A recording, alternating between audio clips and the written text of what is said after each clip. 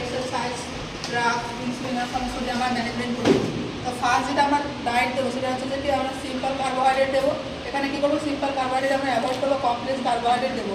প্রোটিনের ক্ষেত্রে হচ্ছে বিনস বা এগ হোয়াইট বিভিন্ন যেমন সাদা অংশটা আমরা কী করবো পেশেন্টকে দেবো। আর ফ্যাটের ক্ষেত্রে যেমন মুখপাঙ্গ এই সমস্ত ফ্যাট আমরা দেবো বা দেশি ঘি। এক্সারসাইজের ক্ষেত্রে আমরা কী করবো, পেশেন্টকে আমরা অ্যাডভাইস করবো যেন সপ্তাহে 5 দিন করে কী করে যে এক্সারসাইজ করে। এক্সারসাইজ যখন করতে যাবে তখন অবশ্যই যে ডান আফটার ব্রেকফাস্ট, অবশ্যই ব্রেকফাস্ট করার পরে যায় ততক্ষণ কতটা অ্যামাউন্টটা করবে 10 থেকে 15 গ্রাম যেন ওরা অবশ্যই কার্বোহাইড্রেট নেওয়া হচ্ছে দেখি খেয়ে যায়।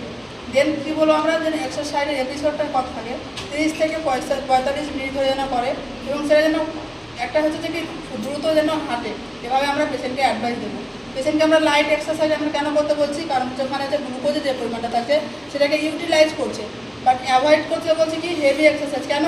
কারণ এখানে বেশি গ্লুকোজ ইউটিলাইজ হবে, তাহলে পেশেন্টের কী হবে যে হাইপোগ্লাইসেমিয়া হওয়ার রিস্ক থাকবে।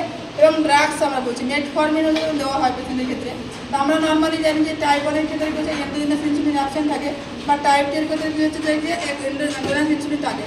তাহলে আমরা কী হচ্ছে মেটফরমিন দিচ্ছি টাইপ 2 ডায়াবেটিক মেলিটাসের ক্ষেত্রে।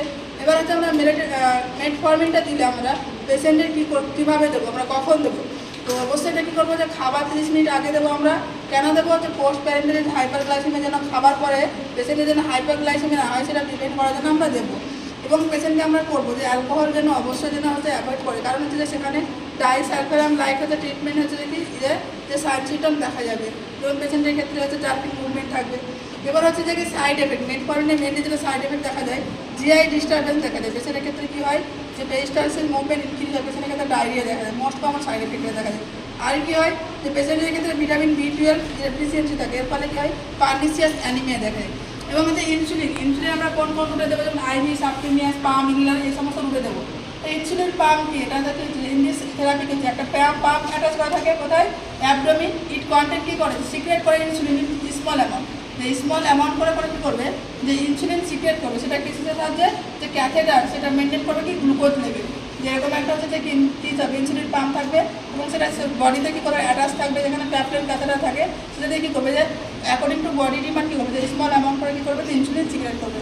এবং ইনসুলিন হচ্ছে আমরা কী করবো যে অ্যাজ পার স্লাইডিং স্কেল দেবো, যে অ্যাকর্ডিং টু রুল যে স্লাইডিং স্কেল রয়েছে যে ব্লাড গ্লুকোজ লেভেল কত থাকলে আমরা কত ইনসুলিন দেবো, হিউম্যান ইনসুলিন কত দেবো। যদি বিলো যদি 150 থাকে কম mg/dl থাকে তাহলে আমরা নো ইনসুলিন। 150 থেকে 200 mg/dl থাকলে আমরা 4 ইউনিট দেবো। যদি 201 থেকে 250 mg/dl থাকে তাহলে 8 ইউনিট দেবো আমরা। 251 থেকে যদি 300-র মধ্যে mg/dl থাকে তাহলে আমরা 10 ইউনিট দেবো। 301 থেকে 350 mg/dl থাকলে আমরা 12 ইউনিট দেবো। আর 350 থাকলে আমরা কী করবো, আমরা 350-এর বেশি থাকলে আমরা 14 ইউনিট দেবো। আজকে